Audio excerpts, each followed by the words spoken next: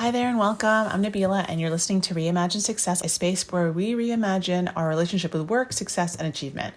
We explore the stories, the strategies, and struggles of leaders, high achievers, and everyday people who are redefining what it means to thrive across the domains of our lives. To those of you who are joining me for the very first time, it's wonderful to have you here. If you enjoyed this article, I invite you to stick around, subscribe, and join the conversation. And to my returning subscribers, welcome back.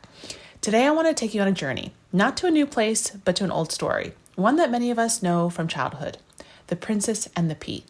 But I don't want to talk about it in the way we usually do. This isn't about a princess being too delicate or a test of royal lineage. This is about something deeper, a search, an intuition, a quiet knowing that something isn't quite right. So today, let's unpack the fairy tale together. Let's explore what it teaches us about the way we search for happiness, the way we ignore the signals our body gives us, and the choices we make when something unexpected appears in our lives. All right, let's get into it. The prince's search for something more. In the fairy tale, the prince scours the earth looking for a true princess, someone who will cure his loneliness and complete his story. But no matter how far he travels, he never finds what he's looking for. Sound familiar? His search feels like that same relentless pursuit so many of us are on.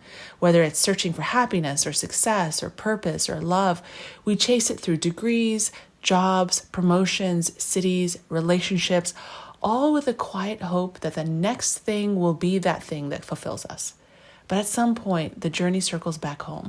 And then something unexpected enters our lives, something we didn't plan for, didn't design, and maybe wouldn't have even chosen for ourselves. The question is, can we see the potential in what appears before us, even if it doesn't fit the vision we had? Can we accept the forces beyond our control, the disruptions to our carefully laid plans? Or do we reject them outright, thinking this isn't what I wanted? The princess who knew something was wrong. While the prince's story is about searching, the princess's story is about sensing. The thing I keep coming back to is not her so-called fragility, but her intuition. Her body told her something was wrong. She couldn't sleep, and she didn't pretend otherwise. And this part sticks with me because how many of us ignore our own discomfort, ignore our bodies, and go through the day after day pretending we're fine when we are far from being fine? How often do we feel the small, persistent discomfort, the exhaustion, the unease, the nagging sense that something is off, but dismiss it? How often do we override the signals our body gives us, convincing ourselves we're fine when really we're anything but? The princess didn't gaslight herself into believing she was uncomfortable. She didn't silence herself to please the queen. Had she lied and she had said that she slept fine, she would have failed the test. Life is an endless series of trials and transitions. We're constantly presented with choices. Do we listen to what our body, our intuition, our gut is telling us, or do we push through and pretend everything is fine?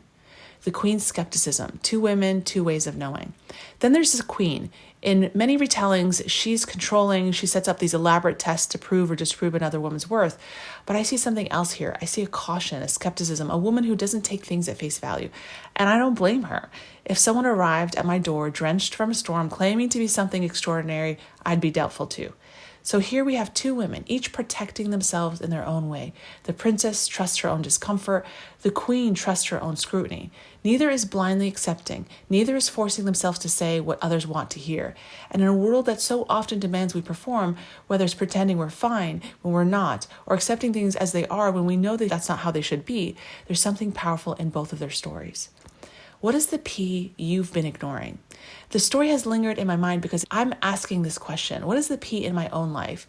What is that small, persistent thing disrupting my rest? The thing I've convinced myself I should just ignore?